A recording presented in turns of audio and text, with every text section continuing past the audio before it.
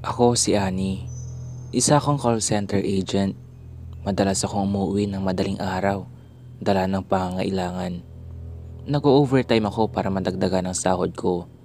Ang opisina namin ay nasa 15th floor. Kapag umuwi ako minsan, ay mag-isa akong gumagamit ng elevator pababa. One time, mga alas 12 na ng madaling araw nang matapos na ako sa work, dala ng pagod. Agad-agad na akong pumasok ng elevator. Nakasandal ako sa gilid at pahipo-hipo sa batok ko dahil sa pagod. May bigla akong naramdamang kakaiba na ngayon ko lang na-experience. Sa halos 2 taon nag-elevator ako. Parang may kakaiba. Para bang may kasama ako. Hindi ko nakikita. Napatigil ako nang biglang may umiiyak na bata. Boses batang babae. Nagtataka ako dahil wala naman akong kasama, kundi ako lang naman. Malapit na ako sa ground floor nang biglang tumigil ang elevator. Nagpanik ako at hindi mapigilang umiyak at mapasigaw. Humihingi ako ng tulong para mabuksan ang elevator.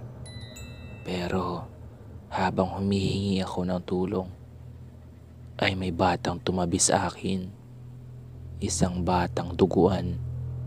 Napasigaw ako at napapiki.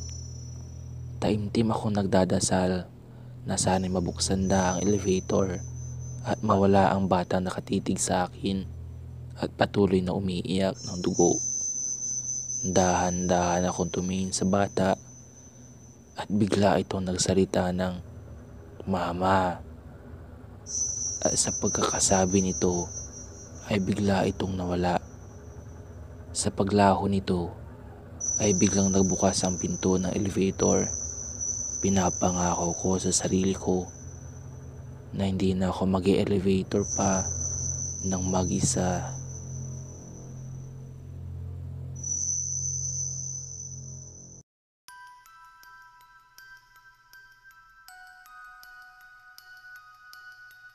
May mga bisita kami na umuwi dito sa amin. Yung tito ko, tita ko, at mga pinsan ko. Kinaumagahan, maaga kaming gumising. Lahat kami ay nasa labasan ng bahay. Pwera lang yung tito ko. Nasa loob pa ito ng bahay. Natutulog pa ito dahil puyat ito sa kakalaro ng online games. Pumunta si mama sa CR. Yung CR na nasa labas ng aming bahay. Binubuksan niya ito pero nakalock. Kinatok niya ito ng 3 beses. May sumagot naman na tao. Pagkatapos nun, ay binaliwala na lang ni mama. Ang pagkakaalam kasi niya ay si tito yon. Parang boses daw yon ni tito. Ilang segundo pa lang, wala pa rin lumalabas sa CR. Sabay na lumabas ang tito ko sa bahay.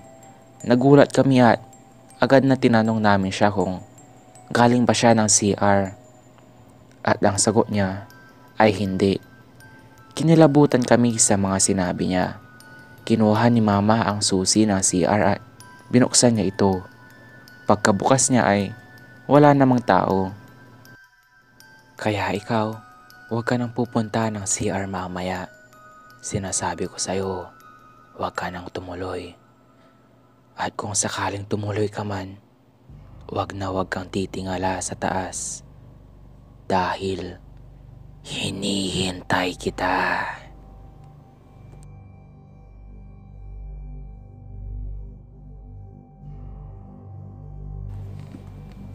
Bagong lipat kami. Hindi naman kalakihan ang nilipatang bahay namin. Kinahaponan, nilibot ko yung bagong bahay. Napasok ko na ang lahat ng kwarto. Pwera na lang sa isang pinto. Nilipitan ko ang pinto at may nakasulat na bodega.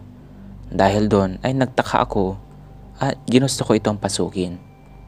Pagbukas ko ay may nararamdaman na ako na hindi ko maipaliwanag.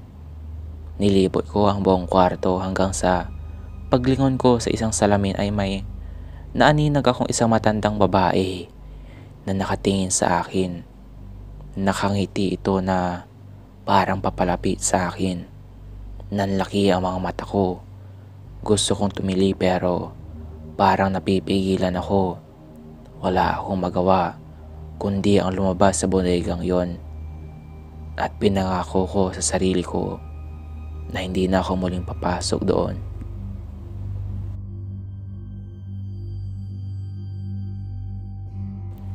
Sabi nila, kapag eksak na alas 3 ng umaga, ay may mga multo at mga iba't ibang elemento ang nagpapakita. Ayon sa tito ko na laging umuwi ng madaling araw galing sa trabaho. Nag-overtime siya sa trabaho para matapos ang lahat ng gagawin niya, para kinabukasan ay mabawasan naman. Alas 12 na nang umuwi ang mga katrabaho niya. Dala na rin daw ng pagod nila sa pagtatapos ng trabaho. Siya na lang ang naiwang empleyado doon, bukod sa guard na nagbabantay sa labas. 2:30 na nang naisipan na niyang umuwi dahil natapos niya na ang mga ginagawa niya. Habang binabagtas ang daan, biglang tumunog ang relo niya, hudyat na alas 3 na. Nakamotor siya noon nang bigla siyang napahinto sa pagmamaneho. Nang biglang may tumawid na lumulutang na kabaong. Dahil sa takot at gulat ng tito ko, agad niyang pinaharurot ang kanyang sasakyan at agad lumayo sa lugar na yon.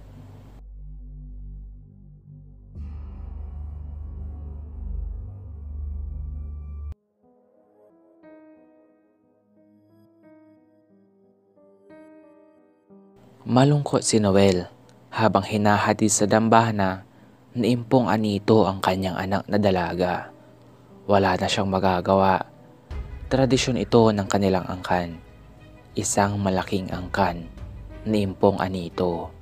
Mula pa ito sa kanilang mga ninuno. Tradisyonal ito. Kamatayan ng sino mang susuway dito. Si impong anito na nililok sa kahoy ng kamagong. Itinago at napreserbahan ng kanyang mga ninuno. Ipinag-utos ng mga Espanyol na sunugin ang lahat ng mga anito sa panahon ng mga Kastila. Naniniwala ang kanyang angkan na siya ang nagbibigay ng masaganang ani sa kanilang lupain, nagpapagaling sa kanilang karamdaman, nagbibigay ng lakas, at ang kanilang angkan na patuloy na lumalaki dahil kay impong anito. Hindi dapat sila mahaluan ng ibang lahi. Yun ang batas ng angkan nila. Sila ang nag-aasawahan upang manatili ang linya ng dugo sa angkan. Ang sino mang susuway ay kamatayan ng parusa. Kung bakit ito ginagawa ay dahil isa silang mayaman na angkan. Ang pag-aalay ng isang dalagang berhen kay impong anito ay espesyal sa angkan. Isang buhay sa loob ng 10 taon. Lilipunin ang lahat ng dalaga sa angkan at pipili kung sino ang iaalay. Papaliguan ito at ihaharap ng malinis sa anito. Matapos ng isang ritual ay papahigain sa dambana ng anito at gigilitan ng leeg. Isasahod ang dugo at ipapaligo sa anito ang dugo ng berheng dalaga. Bibiyakin ang tiyan at iaalay ang puso at atay sa anito. Ang katawan ay kukunin ang laman hanggang sa buto na lang ang matira. Lulutuin ito at ihahanda sa isang piging ng pagtitipon at pagsasaluhan ng buong angkan. At ang napili sa taong ito ay ang anak na dalaga ni Noel. Nais man niyang putulin na ang tradisyong ito ay wala siyang magagawa. Nakatatak na ito sa kanilang angkan. Isang tradisyong kakaiba mula pa sa simula ng malilok sa kamagong, ang impong anito.